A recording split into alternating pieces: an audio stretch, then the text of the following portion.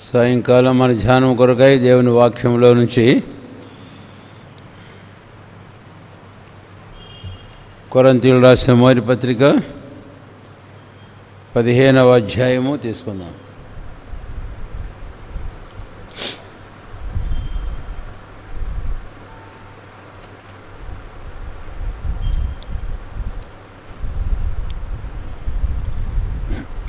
ఇరవై వచనం నుండి 28 వచనం వరకు మార్చి చదువుకుందాం. మీరు ఎక్కడున్నా మీ భాగము ప్రార్థనాపూర్వంగా తేటగా బిగ్గరగా చదవాలని మీకు మనవి చేస్తున్నాం. ఇప్పుడైతే నిద్రించిన వారిలో ప్రథమ ఫలముగా క్రీస్తు మృతులలో నుండి లేపబడి ఉన్నాడు. మనుషుని ద్వారానే పునరుత్థానంలో ఆదామునందు అందరూ ఎలాగూ మృతి పొందుచున్నారో అలాగుననే క్రీస్తునందు అందరూ బ్రతికింపబడుదురు.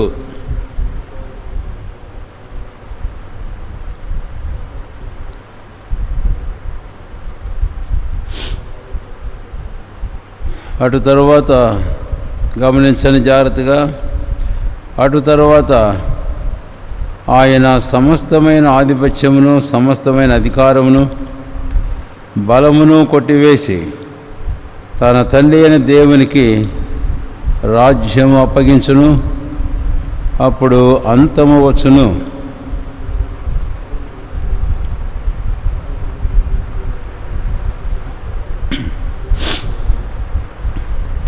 కడపడ నశింపజేయబడు శత్రువు మరణము. క్రీస్తు పాదముల కింద లోపర్చించను, సమస్తమును లోపరచబడినదని చెప్పినప్పుడు ఆయనకు సమస్తమును లోపరిచిన వాడు తప్ప సమస్తమును లోపరచబడినదని సంగతి విషదమే. మరియు సమస్తమును ఆయనకు లోపరచబడినప్పుడు దేవుడు సర్వములో సర్వముగు నిమిత్తము కుమారుడు తనకు సమస్తమును లోపరిచిన దేవునికి తానే లోబడును అని. ప్రకటన గ్రంథము 20వ అధ్యాయం 7వ వచనం నుండి 10వ వచనం వరకు మార్చి చదువుకుందాం. ప్రకటన 20వ అధ్యాయము 7వ వచనం నుండి 1000 సంవత్సరములు గడిచిన తర్వాత సాతాను తానున్న చెరలో నుండి విడిపింపబడును.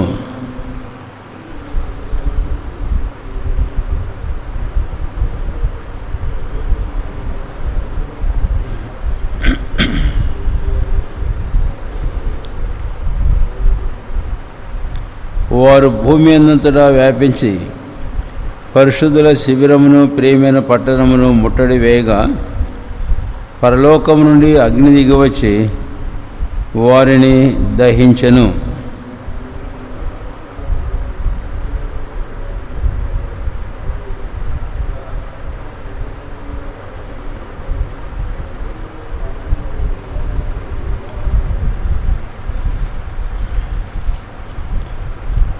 చివరిగా 2వ పేతురు 3వ అధ్యాయం.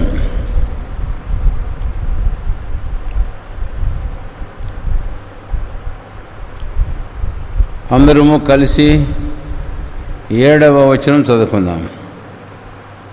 2వ పేతురు 3వ అధ్యాయము 7వ వచనం అందరము కలిసి చదువుకుందాం. అయితే ఇప్పుడున్న ఆకాశమును భూమియు భక్తిహీనుల తీర్పును నాశనమును జరుగు దినము కొరకు అగ్ని కొరకు నిలువ చేయబడినవై అదే వాక్యం వలన భద్రము చేయబడి ఉన్నవి అని ప్రార్థన చేసుకున్నాను. ప్రేమ కలిగిన మా తండ్రి, ఈ సాయంకాల వాక్య పరిచర్య కొరకై మా గమనాధ్యక్షుల ఈ భాగములకై మీకు స్తోత్రాలు. రాకడకును యుగ సమాప్తికిని సూచనలు గూర్చి మేము ధ్యానం చేస్తూ రాగా ఇలాగూ ఈ సాయంకాలం ఈ భాగాన్ని మమ్మల్ని నడిపించారు. అందుకై మిమ్మల్ని స్తుతించి గణపరుస్తున్నాం. ఈ భాగంలో నుంచి మీరేమైతే ఉద్దేశించారో ఆ సంగతులు మేము గ్రహించినట్లు మా మనసులు మీరు తెరువుము, మా కన్నులు తెరువుము. ఈ వాక్యములో నుంచి ఆశ్చర్యమైన మీ విషయములు మేము ఎరుగునట్లు, మేము మేలు పొందినట్లుగా సహాయం చేయము. మీ వాక్యము మీ ఆత్మ ద్వారానే మాకు బోధించు. సర్వసత్యంలోనికి నడిపించు పరిశుద్ధాత్మని యొక్క అభిషేకమును, సహాయమును మేము కోరుకుంటూ మీకు అప్పగించుకుంటూ యేసు ప్రభు వారి శ్రేష్టమైన నామమును స్తుతించి ప్రార్థించి వేడుకొనుచున్నాము తండ్రి. ఆమేన్.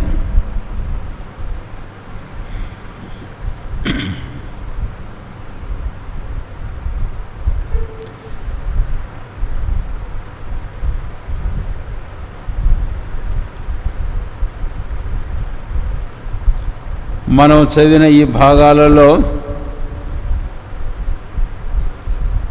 మనము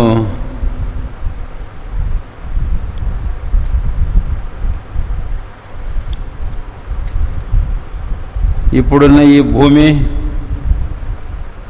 ఈ ఆకాశము, అందులో సమస్తం యొక్క ముగింపునకు మనము వచ్చుచున్నాం. 1 కొరింథీ 15వ అధ్యాయము 24వ వచనం. అటు తరువాత ఆయన సమస్తమైన ఆధిపత్యమును, సమస్తమైన అధికారమును, బలమును కొట్టివేసి తన తండ్రి అయిన దేవునికి రాజ్యం అప్పగించును. అప్పుడు అంతము వచ్చును. ఆ మాట మీరు అండర్లైన్ చేసుకోండి. అప్పుడు అంతము వచ్చును అనే మాట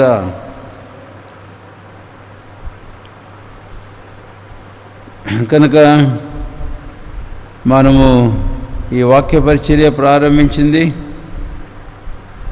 నీ రాకడగును యుగ సమాప్తికి సూచనలేవి. దానికంటే ముందు మరొక వచనం మనం మత్తయి సువార్త 16వ అధ్యాయం 3వ వచనం చివరి భాగంలో, మీరు కాలముల సూచనలు వివేచింపలేరు అని అన్నాడు. కనుక శిష్యులు అడిగిన ప్రశ్న మత్తయి 24వ అధ్యాయంలో, నీ రాకడకును యుగ సమాప్తికి సూచనలేవి అని. కాబట్టి ఆ సూచనల గురించి మనం ధ్యానం చేస్తూ రాకడ, యుగ సమాప్తి అనే విషయాలు కూడా మనం వచ్చాం. పోయిన వారం రాకడను గురించి, యుగ సమాప్తిని గురించి నేను మీతో మాట్లాడినప్పుడు యేసు ప్రభు వారి యొక్క రెండవ రాకడ, 2 అంతస్తులకు ఈ సంగతులు వర్తిస్తూ ఉన్నాయి. ఏమిటి ఆ 2 అంతస్తులు? ఒకటి 1వ తెస్సలోనికీ పత్రిక 4వ అధ్యాయం 16వ వచనంలో, పరలోకము నుండి ప్రభు దిగివచ్చును. అప్పుడు పరిశుద్ధులు ఎత్తబడతారు, కొనిపోబడతారు. కనుక అది 2వ రాకడలో మొదటి అంతస్తు. తన సంఘం కొరకై ప్రభువైన యేసుక్రీస్తు వారు వస్తారు. యోహాను 14వ అధ్యాయం 2-3లో ఆయన సెలవిచ్చిన ప్రకారం. ఆ తర్వాత 2వ రాకడలో 2వ అంతస్తు ఏమిటి అని అన్నప్పుడు, పోయిన వారం మనం అంతకుముందు దానియేలు యొక్క 70వ వారం చూచాం.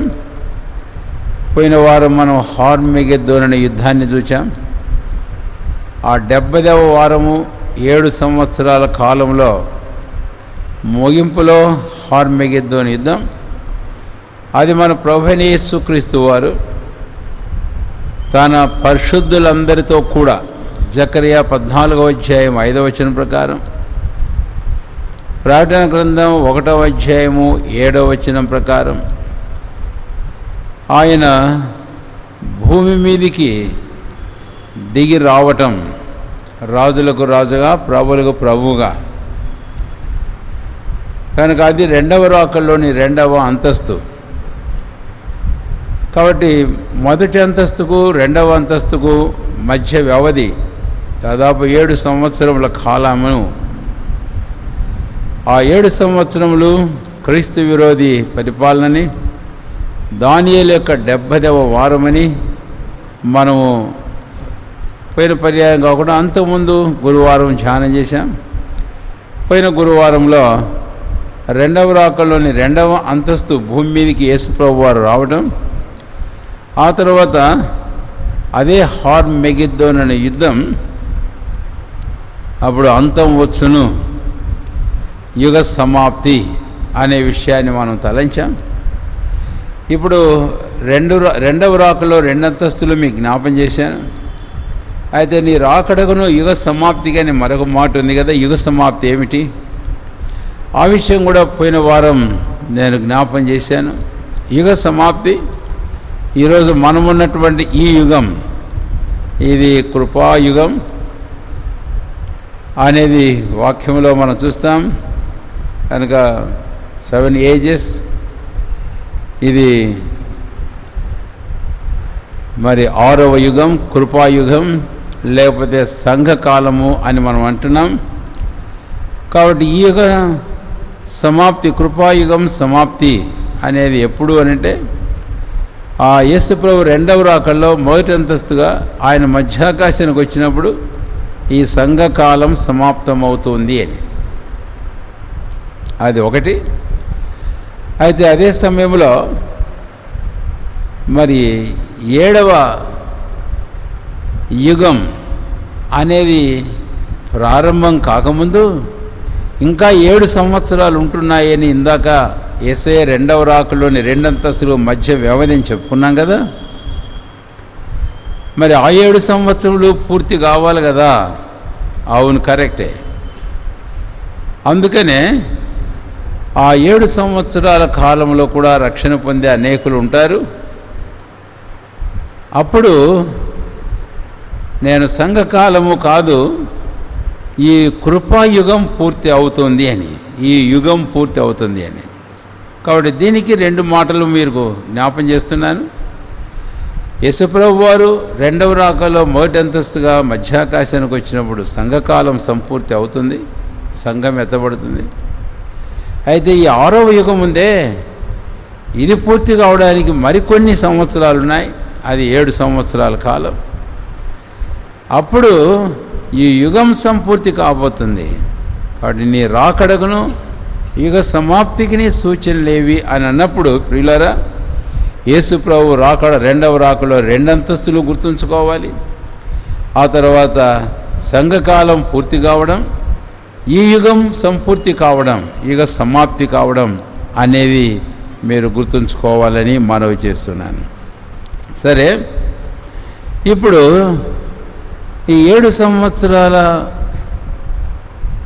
కాలము సంపూర్తి అవుతూ ఉంటుండగా ఈ సాయంకాలం మనము చదువుకున్నటువంటి వాక్య భాగాలకు మనం వచ్చినట్లయితే 1 కొరింథీ 15వ అధ్యాయం 20వ వచనం నుంచి 28వ వచనం వరకు మనం చదివాం. ఈ భాగానికి మనం వద్దాం. ఇప్పుడు దయచేసి మీ ధ్యాస ఈ భాగం మీద ఉంచాలని మీకు మనవి చేస్తున్నాను. 20 నుంచి 23వ వచనం వరకు పునరుత్థానాన్ని గురించి మనం చూస్తాం.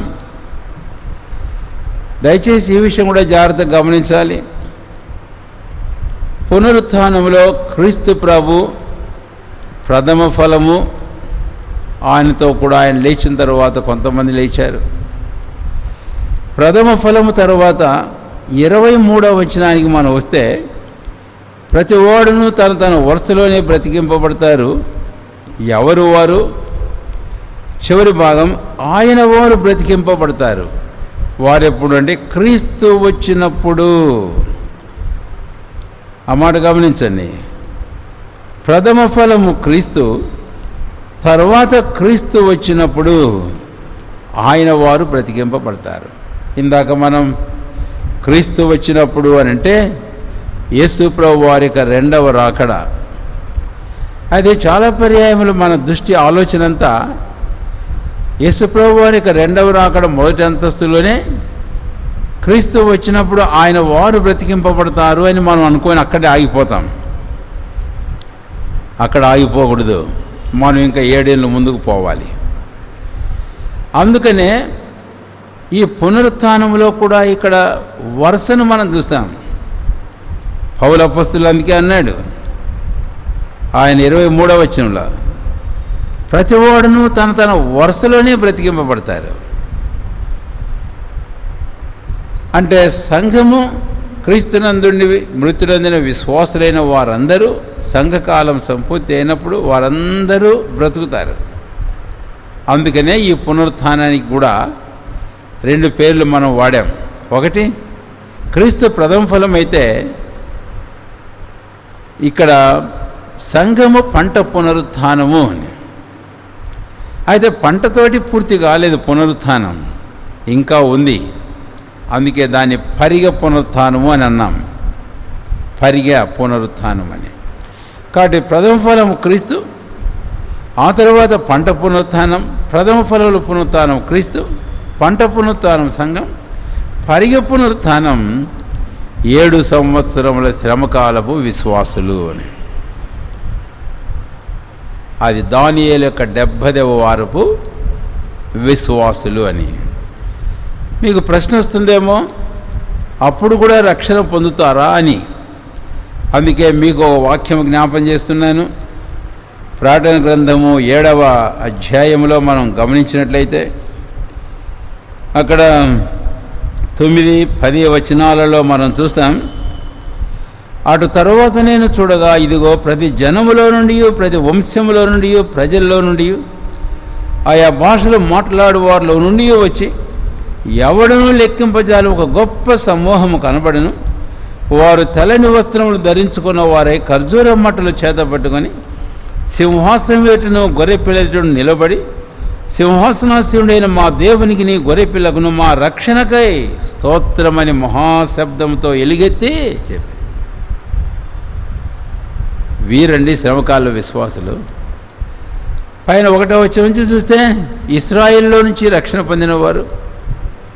ఆ తర్వాత 9, 10 వచనాలు చూస్తే అన్య జనాంగాల్లో నుంచి రక్షణ పొందిన వారిని చూస్తాం. వారందరూ అంటున్నారు, మా రక్షణకై దేవునికి నీ గొర్రెపిల్లకును దేవునికి స్తోత్రం. కనుక నిస్సందేహంగా క్రీస్తు విరోధి పరిపాలన, దానియేలు యొక్క 70వ వారం, ఆ 7 సంవత్సరములు శ్రమలు, మహాశ్రమల కాలంలో రక్షణ పొందబోయే వారు ఉన్నారు, గొప్ప సమూహం వారు కూడా. అప్పుడు వారందరూ ఇంకా లేవలే. కాబట్టి ప్రథమ ఫలం అయిపోయింది, తర్వాత వరుస సంఘం అయిపోయింది. అయితే ఇంకొక వరుస ఉంది, బ్రతకవలసిన వారు. ఆ వరుస ఎవరు అని అంటే, మనం ప్రకటన గ్రంథం 20వ అధ్యాయంలో అక్కడ మనం చూస్తాం. అక్కడ ఈ మాట రాయబడింది. ప్రకటన గ్రంథం 20వ అధ్యాయం చూడండి దయచేసి. 4వ వచనం చివరి భాగాన్ని వెళుతున్నా. వీరు క్రీస్తు విరోధి పరిపాలనలో వానికి నమస్కారం చేయకుండా, తర్వాత నొసలేందు చేతులు అందుకని ముద్ర వేయించుకోనకుండా, యేసు విషయమై తాము ఇచ్చిన సాక్ష్యం నిమిత్తమై, వాక్యం నిమిత్తమై శిరచ్ఛేదనం చేయబడిన వారి ఆత్మలను అన్నాడు. 6వ అధ్యాయము 9, 10 వచనాలు వెళ్తే ప్రకటన గ్రంథంలో అలాంటి వారి ఆత్మలు బలిపీఠం కింద ఉన్నారట. ఆత్మలు ఇంకా లేదు పునరుత్థానం అంటే అది శ్రమల కాలం. ఇది శ్రమల కాల విశ్వాసులు. కాబట్టి నేను వారి ఆత్మలు చూచాను బలిపీఠం కింద అని అన్నాడు ఆ ప్రకటన గ్రంథం 6వ అధ్యాయం 9, 10 వచనాల్లో. అయితే ఇప్పుడు వీరేమైనారు ఈ ఆత్మలు? ఈ 20వ అధ్యాయం 4వ వచనం చివరిలో, వారు బ్రతికిన వారై 1000 సంవత్సరములు క్రీస్తుతో కూడా రాజ్యము చేశారు. బ్రతికిన వారు. కాబట్టి ఇది పరిగ పునరుత్థానము, వీరు బ్రతికారు అని.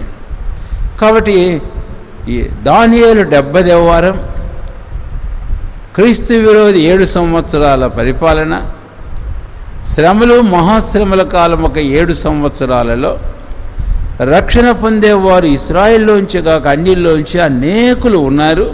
ప్రకటన 7వ అధ్యాయం 9, 10 వచనాలు.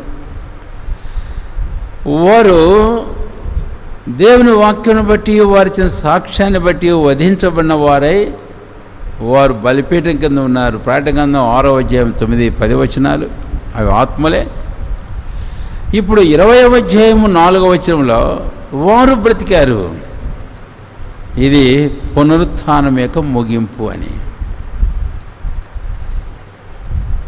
కనుక మనం 1 కొరింథీ 15వ అధ్యాయానికి మనం వస్తే 1 కొరింథీ 15వ అధ్యాయం 23వ వచనం, ప్రతి ఓడను తన వరుసలోనే బ్రతికింపబడును, ప్రథమ ఫలము క్రీస్తు, తర్వాత క్రీస్తు వచ్చినప్పుడు ఆయన వారు బ్రతికింపబడుదురు. అంటే రెండవ రాకడలో ప్రభువైన క్రీస్తు రెండవ అంతస్తుగా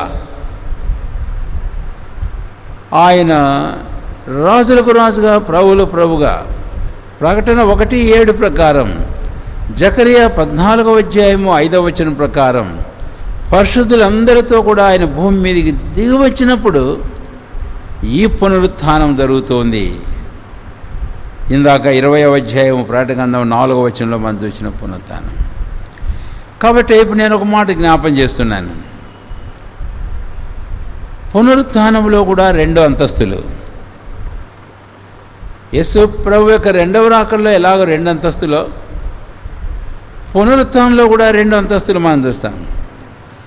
యేసు ప్రభు వారి రెండవ రాకడలో మొదటి అంతస్తుగా సంఘం పునరుత్థానం అయితే, యేసు ప్రభు వారి యొక్క రెండవ రాకడలో 2వ అంతస్తుగా ఆయన భూమి మీదకి వచ్చినప్పుడు శ్రమకాలపు విశ్వాసులు పునరుత్థానం అవుతున్నారు. ఇది 1 కొరింథీ 15వ అధ్యాయము 20 నుంచి 23వ వచనం వరకు ఉండే సారాంశం.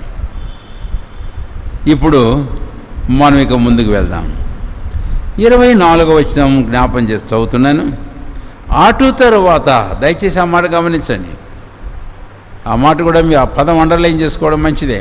అటు తరువాత అంటే ఎటు తర్వాత? రాకడకు యుగ సమాప్తికి సూచనలేవి అని అంటే ఈ పునరుత్థానం ఇదంతా అయిపోయిన తర్వాత, అంటే మొదటి రాకడ మొదటి పునరుత్థానం, రెండవ రాకడ ఆ పునరుత్థానంలో 2వ అంతస్తు, అంటే రెండవ రాకడలో 2వ అంతస్తు, పునరుత్థానంలో 2వ అంతస్తు, శ్రమకాల విశ్వాసులు లేచిన తర్వాత, అటు తర్వాత. కాబట్టి 23వ వచనంలో ప్రియులారా మనం ఆగిపోకూడదు. అటు తర్వాత ఆయన వచ్చినప్పుడు అని అంటే యేసు ప్రభు వారు పరలోకం నుంచి మధ్యాకాశానికి సంఘం కోసం రావడమే కాదు, చాలామంది విశ్వాసం ఆగిపోతున్నాం, అంత మాత్రమే కాదు, ఆయన ఇంకా రావాల్సి ఉంది.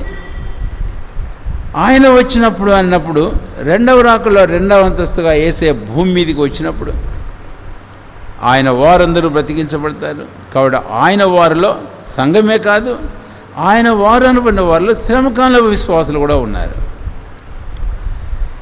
వీరందరూ బ్రతికారు. ఇప్పుడు 24వ అటు తర్వాత అంటే ఇంతాక మనం చెప్పుకున్నాం, దాని తర్వాత ఇప్పుడు రండి. అటు తర్వాత ఆయన సమస్తమైన ఆధిపత్యమును, సమస్తమైన అధికారమును, బలమును కొట్టివేసి తన తండ్రి అయిన దేవునికి రాజ్యము అప్పగించును. అప్పుడు అంతము వచ్చును.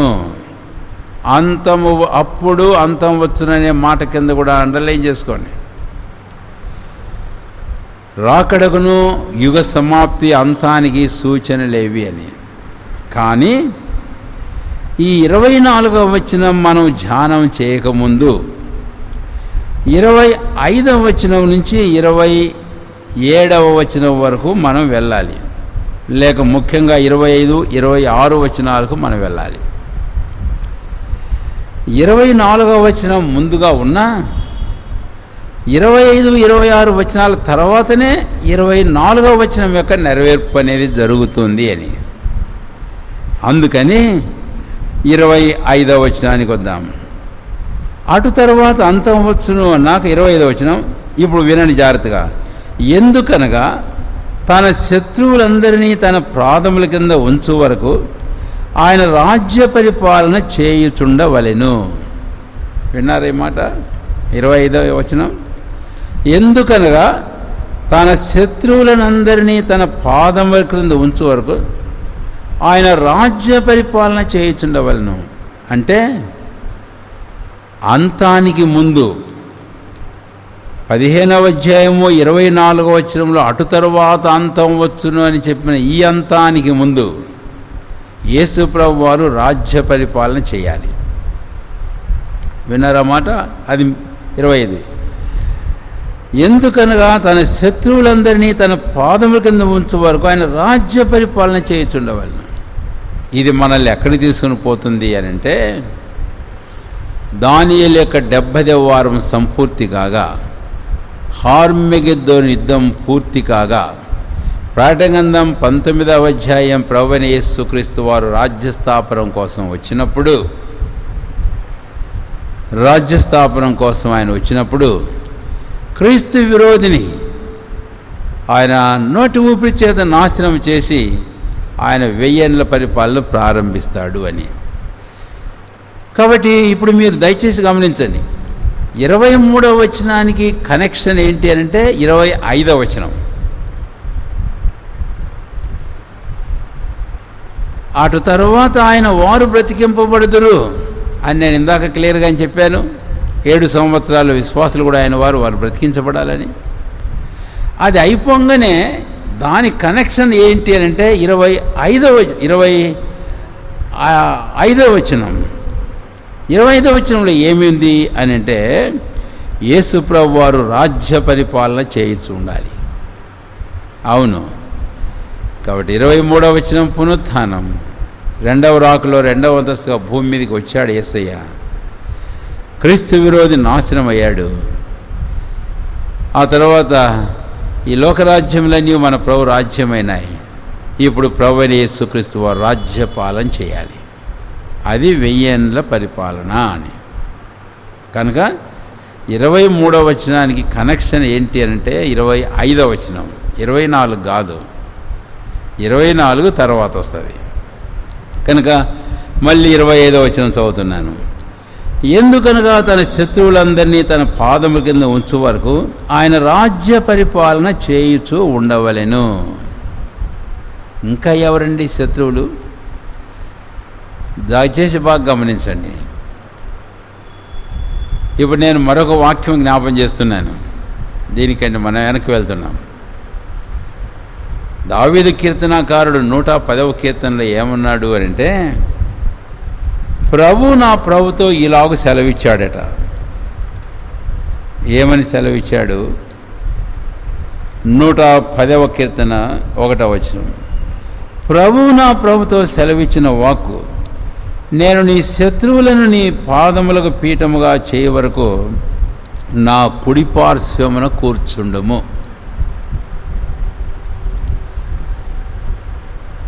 ఇదే విషయం పేతురు అపొస్తలుల కార్యం 3వ అధ్యాయంలో 22లో ఆ మాట రాశాడు. ఇక్కడ మీరు గమనించాలి, నేను నీ శత్రువులు నీ పాదములకు పీఠముగా చేయవరకు అని అన్నప్పుడు ఈ శత్రువు ఎవరు అని అంటే క్రీస్తు విరోధి. కనుక 7 సంవత్సరములు పరిపాలన, ఇది చివరికి ఏం కాబోతుంది అంటే ఇది ప్రభువైన యేసుక్రీస్తు వారి యొక్క పాదపీఠం కాబోతుంది. వాడి ప్రభువైన క్రీస్తు ఆయన భూమి మీదకి దిగి వచ్చినప్పుడు క్రీస్తు విరోధిని వారిని సింహాసనం ఆయన నాశనం చేస్తాడు.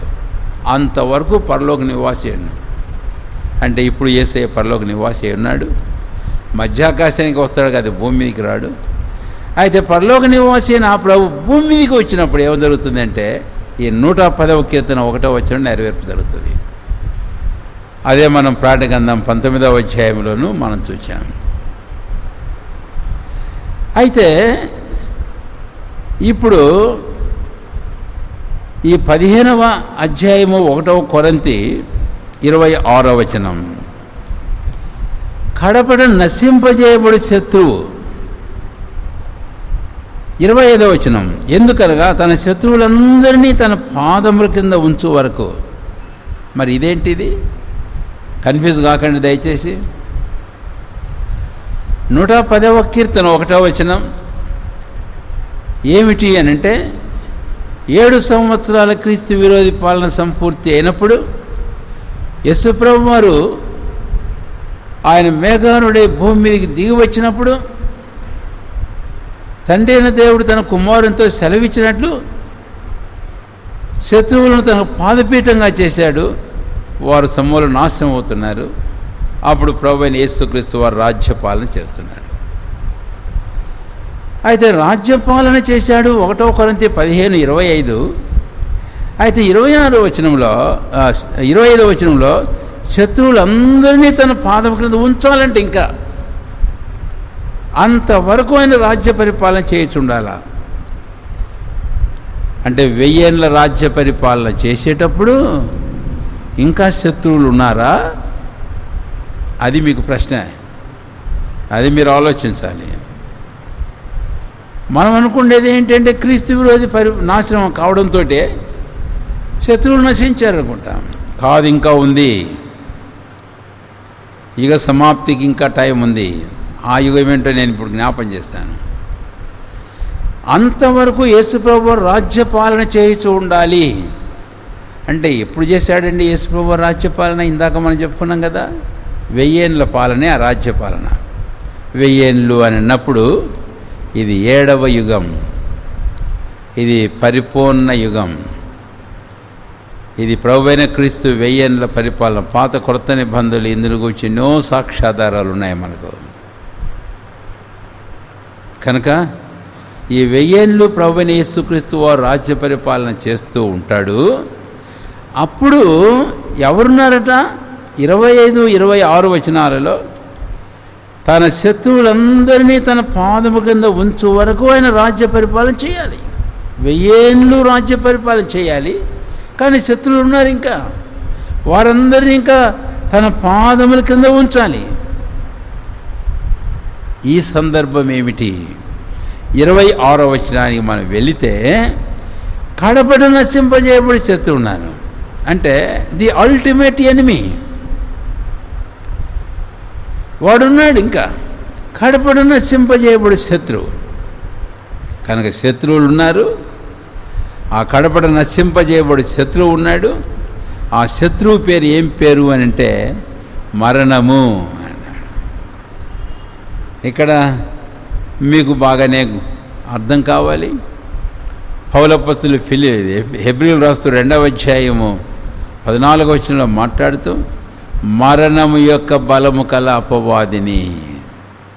వాడు ఎందుకు వచ్చాడు? యేసయ్య అన్నాడు కదా యోహాను సువార్త 10వ వచనంలో, ఆయన దొంగతనమును హత్యయు నాశనమును చేయుటకు వచ్చిన వాడు మరణం మరణం మరణం. కాబట్టి ఈ శత్రువు తర్వాత వానితో పాటు ఇంకా శత్రువులు అనేకులు, వారందరినీ పాదముల కింద ఉంచే వరకు యేసయ్య 1000 ఏళ్ళ పరిపాలన చేయాలి. అయితే ఇప్పుడు ఈ శత్రువులు ముందు ఎవరని చెప్పాలి, ఆ తర్వాత ఈ శత్రువులు ఎప్పుడు ఆయన పాదముల కింద ఉంచబడబోతున్నారు అనేది ఇప్పుడు మనం చూడాలి. ఈ శత్రువుని గురించి నేను ఇప్పుడు ఒక మాట ఇక్కడ జ్ఞాపం చేశాను. కడపట శత్రువులు అందరూ అన్నాడు 25వ వచనంలో. 26వ వచనంలో కడపట నశింపజేయబడు శత్రువు అని అన్నాడు. వీరెవరు? ఇప్పుడు మనం 2వ భాగం కూడా చదివాం, మీకు గుర్తుందిగా. ప్రకటన గ్రంథం 20వ అధ్యాయం.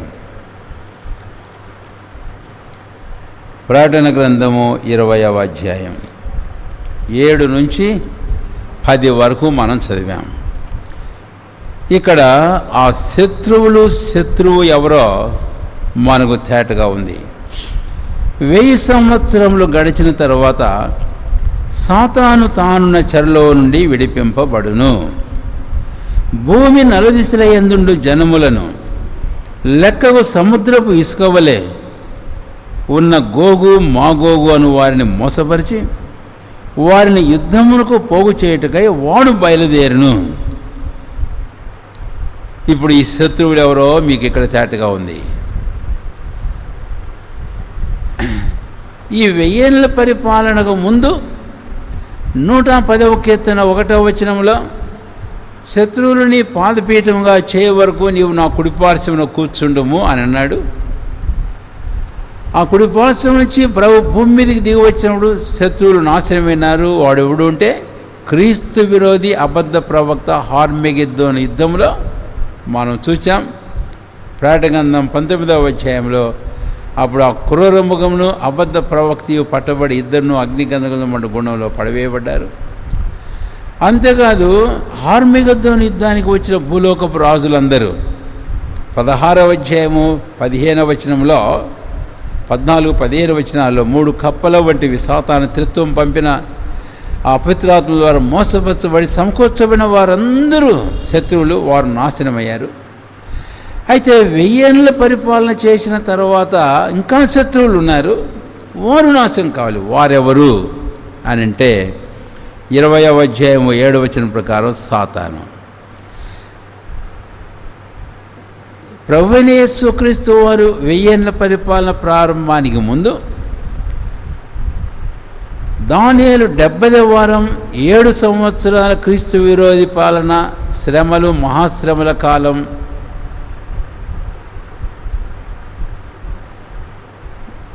సమాప్తమయ్యేటప్పుడు ఏం జరిగింది అని అంటే ప్రభు ప్రత్యక్షమైనప్పుడు నేను మీకు జ్ఞాపం చేశాను ఇందాకే, క్రీస్తు విరోధి అబద్ధ ప్రవక్త వాళ్ళు నాశనం చేయబడ్డారు. వారేమో అక్కడ పడ్డారు. కాబట్టి అది నెరవేర్చబడింది. 110వ కీర్తన 1వ వచనం నెరవేర్చబడింది, అయిపోయింది. అయితే నెరవేరవలసింది ఇంకా ఉంది. అది 1వ కొరింథీ 15వ అధ్యాయము 25-26 వచనాలు. శత్రువులందరినీ కడపడ నశింపజేయబడే శత్రువు. కాబట్టి వీరెవరు అని అంటే వీరు సాతాను. ఆ సందర్భంలో హార్మెగిద్దోను యుద్ధంలో సాతానుడు ఏమైనాడు తెలుసా?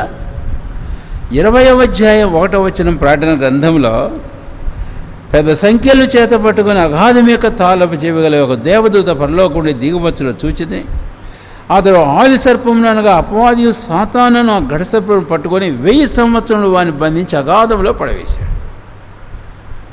యేసయ్య రాజ్యపాలన చేస్తుంటే ఈ సాతానుడు ఉన్నాడే, వాడు అగాధంలో మూసివేయబడ్డాడు. కాబట్టి సాతానుడు ఇంకా నాశనం కాలేదండి, వాడు ఇంకా ఉన్నాడు. సాతాను త్రిత్వంలో 2 ముగింపు అయిపోయింది. క్రీస్తు విరోధి అంటే క్రూరముఖం అబద్ధ ప్రవక్త.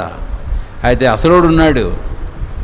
12లో ఘటసర్పం, ఆది సర్పం, అపవాది, ఆది కాండం 3వ అధ్యాయంలో. వాడే ఇక్కడ 20వ అధ్యాయంలో. వాణ్ణి నరకంలో వేయలేదు కానీ అయితే పాతాళంలో వాడిని బంధించి ఉంచాడు. అప్పుడు వాడు బంధించబడగా ప్రభువైన క్రీస్తు 1000 సంవత్సరాలు ఈ రాజ్యపాలన చేస్తూ ఉన్నాడు. ఈ భూమి ఇలాగే ఉంటుంది. అయితే ఆ సమయంలో ఆ 1000 పరిపాలన పూర్తి కాగానే, దయచేసి గమనించండి, 1000 పరిపాలన పూర్తి కాగానే వాడు విడిపించబడుతున్నాడట. 7వ వచనం 8వ వచనంలో అదే మనం చూసాం. వాడు విడిపించబడి వాడే ఒక్కడు ఊరకు ఉండడు. ఏం చేశాడు? 8వ వచనంలో అంటే వాడు వెళ్ళి నలుదిశల యందుండు జనము లెక్క సముద్రములు పోగు చేశాడు. అంటే హార్మెగిద్దోను అనే యుద్ధానికి ఆ 3 అపవిత్రాత్మలు వెళ్ళి ఎలాగైతే జనాలు పోగు చేశారో వారు నాశనం అయిపోయింది. అయితే వీడు 1000 పరిపాలన పూర్తయిన తర్వాత వీడు సాతాను విడిపించబడినప్పుడు వీడు కూడా వెళ్ళి ఏం చేస్తున్నాడంటే నలుదిశల నుండి జనాలను పోగు చేస్తూ ఉన్నాడు. పోగు చేసినప్పుడు వారు యుద్ధానికి బయలుదేరి వస్తున్నారు. అయితే 8వ వచనంలో వారు ఎవరు అని అంటే గోగు మాగోగు అను వారిని మోసపరిచి అని. ఎవరండి గోగు మాగోగు? మనం ఆది కాండం 10వ అధ్యాయానికి మనం వెళితే మీకు కొద్దిగా జస్ట్ అట్లా ఒక క్లూ ఇస్తున్నాను. ఇక్కడ పూర్తిగా ఏమీ మనం ఇప్పుడు విశదపరచుకోవడం లేదు. 10వ అధ్యాయం ఆది కాండం 2వ వచనం నుండి యాపెతు కుమారులు గోమెరు, మాగోగు, మాదయి, యావాను, తూబాలు, మెషకు, తేరసను వారు. గోమెరు కుమారులు అష్కనజు, రీఫదు, తోగర్మా అనువారు. ఎవరు వీరు? వీళ్ళ పేర్లు ఇక్కడ వచ్చినాయి కదా. కాబట్టి వీరు యాపెతు కుమారులు. జలప్రలయం తర్వాత నోవహు తన 3 కుమారులు భూమి మీదకి తిరిగి వచ్చినప్పుడు ఆ 3 ద్వారా భూలోకవంశములు మళ్ళీ వృద్ధి పొందాయి. ఆ 3 కుమారులు ఎవరంటే షేము, హాము, యాపెతు అనేవారు. షేములో నుంచి అబ్రహాము వారితో వచ్చారు. తర్వాత యాపెతు అంటే విశాలము. ఇక్కడి నుంచి వీరెవరు వచ్చారో మనం చూస్తే ఈ పేర్లు మనకు అక్కడ చూస్తాం ప్రకటన గ్రంథంలో. ఇదే పేర్లు మీరు ఇంకెక్కువ ధ్యానం చేయడానికి ఎహెజ్కేలు గ్రంథం 38, 39 అధ్యాయాలు మీరు తర్వాత చూడండి. ఈ పేర్లు అక్కడ వస్తాయి. వీరెవరు అని ఒక్క మాట నేను మీకు జ్ఞాపం చేస్తున్నాను. వీరెవరు అని అంటే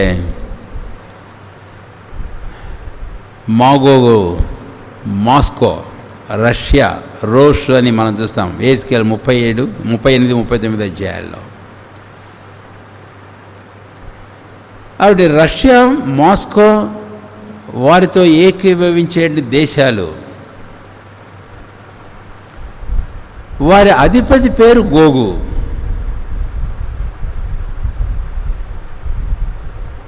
కాబట్టి వారితో కూడా ప్రపంచంలో దేశాలన్నీ ఏకీభవించే ఆధీనం. వారందరినీ వాడు మోసం చేసినప్పుడు 1000 సంవత్సరాల పాలన ముగింపు అవుతుంటుండగా విడిపించమని ఈ అపవాది పోయి అందరినీ మోసం చేసి ఆ పరిశుద్ధుల శిబిరం పట్టణం మీదకి యుద్ధానికి బయలుదేరాడు. 7, 8 వచనాలు మరలా రండి దయచేసి. 9వ వచనం. వారు భూమి అన్నంతటా వ్యాపించి పరిశుద్ధుల శిబిరమును, ప్రియమైన పట్టణమును ముట్టడి వేయగా. ఇది ఇంకా కాలే. అంటే క్రీస్తు ప్రభు వారు భూమి మీదకి వచ్చినప్పుడు హార్మగెద్దోను యుద్ధం కాదండి ఇది. కాబట్టి ఇది చివరి యుద్ధం. ఇక బైబిల్ అంతే, తర్వాత యుద్ధం లేదు ఇక. వీరు అలాగా పరిశుద్ధుల శిబిరమును, ప్రియమైన పట్టణమును ముట్టడి వేస్తున్నారు. యేసయ్య ఏలుబడి చేస్తున్న 1000 ఏళ్ల పరిపాలన ముగింపులో ఆ యెరూషలేం పరిశుద్ధ పట్టణం, ప్రియమైన పట్టణాన్ని, శిబిరాన్ని వీళ్ళందరూ కలిసి ముట్టడించారు. ఇది చివరి యుద్ధము అని మీకు జ్ఞాపం చేశారు. కాబట్టి ఈ యుద్ధంలో ఎవరు పాలు పొందుతారు? అపవాది, వానితో ఏకీవించిన పలారు. కేవలం కొంచెం మీకు ఆదికాండం 10వ అధ్యాయము, ఆ తర్వాత 37, 39 అధ్యాయాలు ఇక్కడ ఆ మాటలు చెప్పాను వాళ్ళు ఎవరు అనేది. తర్వాత వీళ్ళందరూ చివరి దినాన్ని యుద్ధానికి వచ్చినప్పుడు ఏం జరుగుతుంది అని దయచేసి గమనించండి. ఈ యుద్ధానికి కూడా ఈ రణరంగం ఏంటి అనంటే, యుద్ధ భూమి ఏమిటి అనంటే పరిశుద్ధుల శిబిరమే, ప్రియమైన పట్టణం యెరూషలేమే. హార్మగెద్దోను యుద్ధానికి ఇదే, ఈరోజు జరిగే యుద్ధాలంటికి ఇదే భూమి. ఈ ప్రపంచంలో జరిగే భయంకరమైన యుద్ధాలకు ఇదే కేంద్ర బిందువు. సరే, మనం ఇంక అటువైపుకి వెళ్ళాం.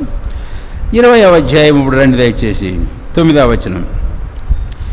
ఇలాగో ముట్టడి వేగా పరలోకం నుండి అగ్ని దిగి వచ్చి వారిని దహించను. పరలోకం నుంచి అగ్ని దిగి వచ్చి వారిని దహించను.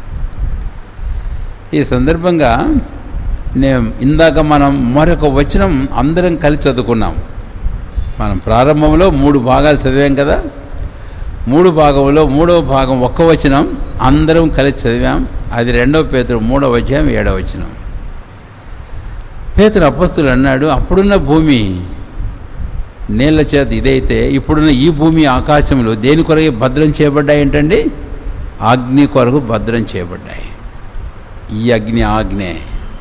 కాబట్టి పేతురు అపొస్తలుడు రాసిన ఆ మాట కొంత నెరవేర్పు అనేది కొన్ని సందర్భాల్లో లేకపోలేదు. కానీ అయితే వాస్తవానికి ఆ మాట ఇక్కడ నెరవేర్పును మనం చూస్తాం. 1000 ఏళ్ల పాలన తర్వాత సాతానుడు వాని వల్ల మోసగించబడిన వారందరూ మాగోగు, మెషకు, తూబాలు, వారి అధిపతి గోగు, వీరందరూ ఏకీవించి భూమి యొక్క నలుదిక్కుల నుంచి పరిశుద్ధుల శిబిరం ప్రియమైన పట్టణం మీద ముట్టడి చేసినప్పుడు ఆకాశం నుంచి అగ్ని దిగి వస్తుంది. 2 పేతురు 3:7. ఇక్కడ మనకు 10వ వచనంలో ఒక మాట మనం చూస్తాం. పరలోకం నుంచి అని ఉందా? 9వ వచనం అండి. ప్రకటన గ్రంథం 20:9వ వచనం, పరలోకంలో నుండి అగ్ని దిగు. ఒకటి వేసి క్రింద ఒక మాట రాశాడు. కొన్ని ప్రాచీన ప్రతుల్లో పాతచ్చు బైబిల్లో దేవుని యొద్ద నుండి ఆయన కూర్చోబడింది. అవును, దేవుడు చెప్పాడు, తన దాసులైన ప్రవక్తల ద్వారా బయలుపరిచాడు. క్రొత్త నిబంధనలో పేతురు అపొస్తలులు ఆ విషయాన్ని గురించి తేటగా చెప్పాడు. ఇప్పుడు ఈ భూమి ఈ ఆకాశము, ఈ భూమి ఆకాశాన్ని గురించి మీరు ఆశ్చర్యపడక్కర్లేదు. అది ఏంటి అనుకో, ఈ భూమే, ఇప్పుడు మనమున్న భూమే.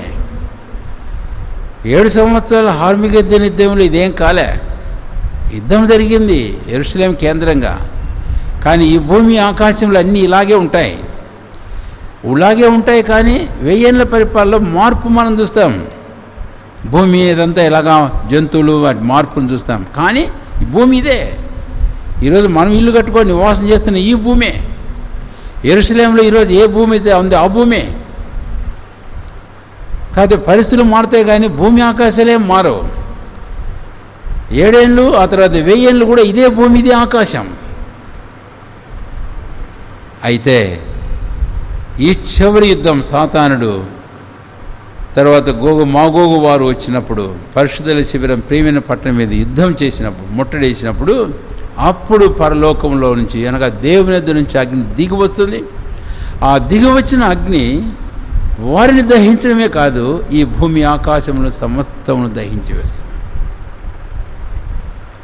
ఇప్పుడు 2 పేతురు 3:7లో ఆ మాట నేను చదువుతున్నాను. 2 పేతురు 3:7.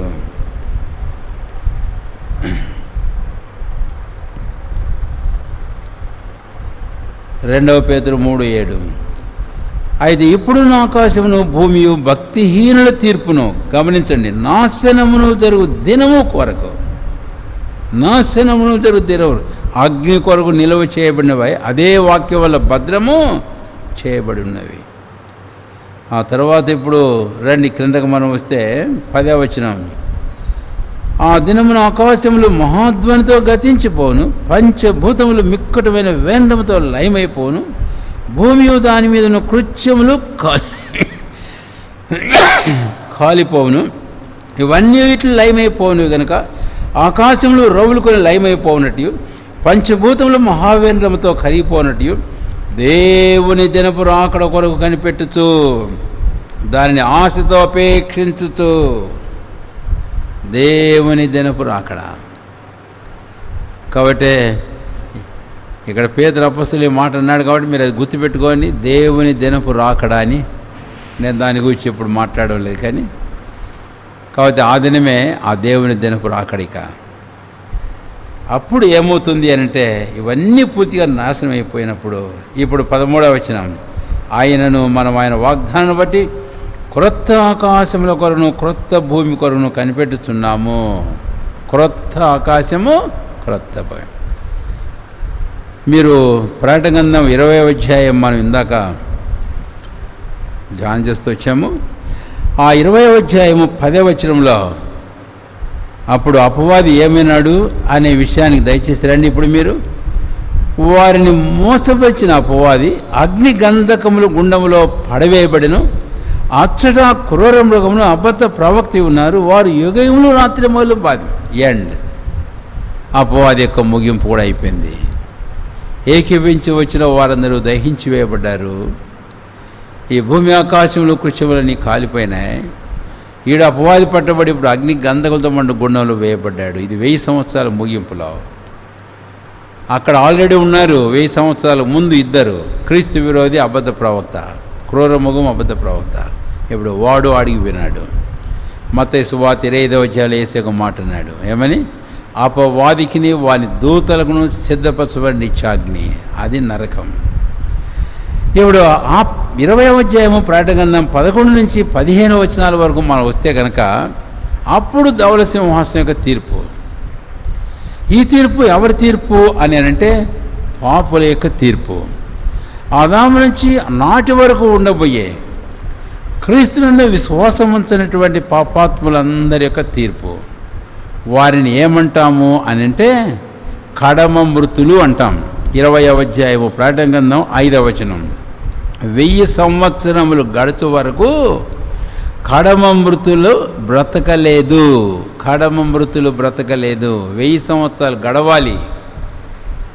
ఆ 1000 సంవత్సరాలు క్రీస్తు ప్రభు పరిపాలన అయిపోయిన తర్వాత ఈ సాతానుడు భూలోకం అందరూ పరిశుద్ధుల శిబిరానికి వచ్చినప్పుడు, యుద్ధం జరిగి ధైర్యమైనప్పుడు, ఆ తర్వాత దేవుని ధవళ సింహాసనం యొక్క తీర్పును మనం చూస్తాం. అప్పుడు కడమ మృతులు బ్రతుకుతున్నారు. వీళ్ళందరూ పాపులు. అది కడమ మృతుల పునరుత్థానము.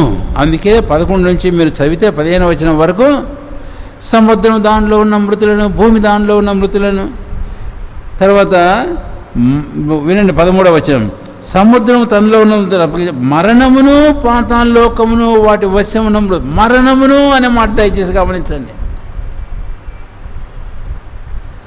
కాబట్టి ఇప్పుడు మరణం ఏమవుతుంది అని అంటే అది నరకములో వేయబడుతుంది. అందుకే 1 కొరింథీ 15వ అధ్యాయం, కడపడ నశింపజేయబడి శత్రువు మరణం. అపవాది నశించాడు. ఆ కడమ మృతులు వాళ్ళందరూ కూడా పునరుత్థానమైన తర్వాత వాళ్ళు నరకంలో వేయబడ్డారు. ఆ తర్వాత ఆ కడమ మృతుల పునరుత్థానం ఇదంతా వారు ఎక్కడున్నారో అన్నీ కూడా అప్పగించేసినాయి వారిని. కాబట్టి ఇక పాతాళము, మరణము అన్నీ కూడా ఆ నిత్య నరకంలో వేయబడుతున్నాయి. 14వ వచనం బాగా గమనించండి, అండర్లైన్ చేసుకుని 14వ వచనం, మరణమును మృతుల లోకమును అగ్నిగుండంలో వేయబడిను. కడపడ నశింపజేయబడి శత్రువు మరణం. ఇప్పుడు ఈ మరణం అగ్నిగుండంలో వేయబడ్డాడు. కాబట్టి ఇది ముగింపు. ఇప్పుడు ఏమైనా ఇది 21వ వచనం, అంతట నేను క్రొత్త ఆకాశమును క్రొత్త భూమిని చూచితిని. మొదటి ఆకాశము మొదటి భూమి గతించిపోయాను, సముద్రము ఇకను లేదు. అయిపోయింది. ఇప్పుడు ఈ భూమికి ఉండదు, ఈ ఆకాశం ఇక ఉండదు. నూతన భూమి, నూతన ఆకాశాలు. ఇదిగో నేను సమస్తమును నూతనగా చేయుచున్నా. కాబట్టి 21, 22 అధ్యాయాలు ప్రకటన గ్రంథంలో మనం చూస్తాం. ఇది అంతము. అంటే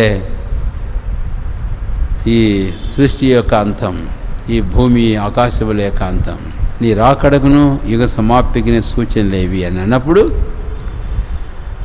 యుగ సమాప్తి అని అనగా ఇప్పుడు 7వ యుగం, అది పర్ఫెక్ట్ యుగం, 1000 ఏళ్ల పరిపాలన ప్రభువైన యేసుక్రీస్తు వారి యుగం, అది కూడా సమాప్తం అవుతుంది.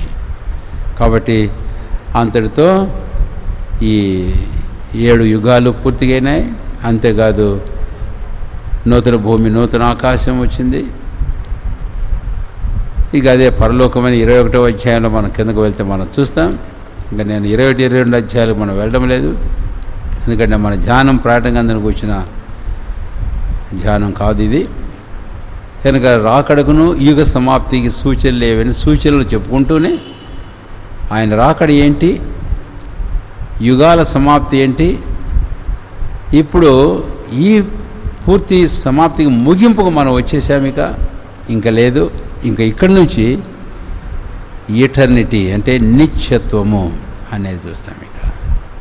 కాబట్టి 1వ దినం, 2వ దినం, 3వ దినం, 4వ దినం, 5వ దినం, 6వ దినం, 6000 సంవత్సరాలు. అనగా ఆదాము మొదలుకొని అబ్రాహాం దాకా, అబ్రాహాం మొదలుకొని దావీదు దాకా, దావీదు మొదలుకొని యేసు ప్రభు వారి దాకా, క్షమించండి, అబ్రాహాం మొదలుకొని మరి ఆదాము మొదలుకొని దావీదు దాకా, ఆ తర్వాత మనం కరెక్ట్గా చెప్పుకుంటున్నామా?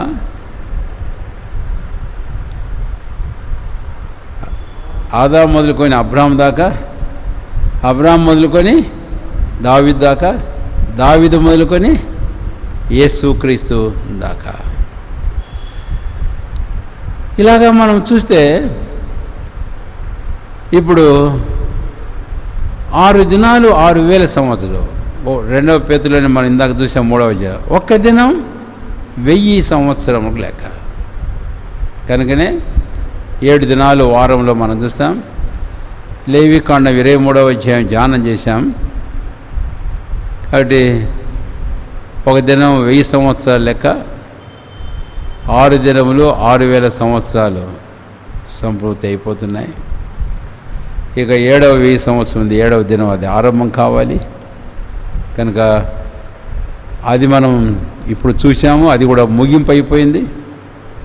నూతన ఆకాశం, నూతన భూమి వచ్చింది. కాబట్టి ఇక 7వ దినం తర్వాత 8 అని అంటే బైబిల్లో 8 అనే సంఖ్య నిత్యత్వాన్ని చూపిస్తుంది, ఇటర్నిటీ.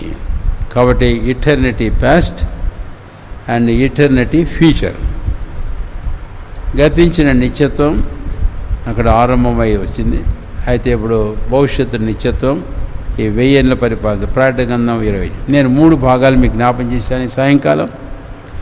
1 కొరింథీ 15వ అధ్యాయము 20 నుంచి 28వ వచనం వరకు, ప్రకటన గ్రంథము 20వ అధ్యాయము 7వ వచనం నుంచి 10వ వచనం వరకు, 2 పేతురు 3వ అధ్యాయము 7వ వచనం. ఈ 3 ముఖ్యమైన భాగాలు మీరు దయచేసి గుర్తుంచుకోండి. కాబట్టి ఈ 3 ముఖ్యమైన భాగాల్లో మన ధ్యానం అంతా చూసి ఇప్పుడు ఈ సృష్టి యొక్క ముగింపుగా మనం వచ్చేసాం. అది ప్రకటన గ్రంథం 20వ అధ్యాయం, నూతన ఆకాశం, నూతన భూమి. సరే, మరి ప్రవచితమైతే ఈ వాక్య పరిచయ ధ్యానాన్ని మనం ఇంకా 1-2 పాఠాల్లో ముగించుకోవచ్చు. మనం ముగింపుకు వచ్చినప్పుడు ఒక్క పర్యాయం రివిజన్ అనేది మరలా మనం చూడబోతాం. అందుకని ఇంకా ఒకవేళ 1 పాఠం కానీ 2 పాఠాలు కానీ చాలా ముఖ్యమైనవి. ఈ 4 మాసాలు ఏమైతే మనం ధ్యానం చేస్తూ వచ్చామో వాటన్నిటిని ఒకసారి మళ్ళీ పునఃపరిశీలన క్లుప్తంగా మనం చూసి ఇంతటితోటి వాక్య పరిచర్యను మనం పూర్తి చేస్తాం. ప్రార్థన చేస్తాం.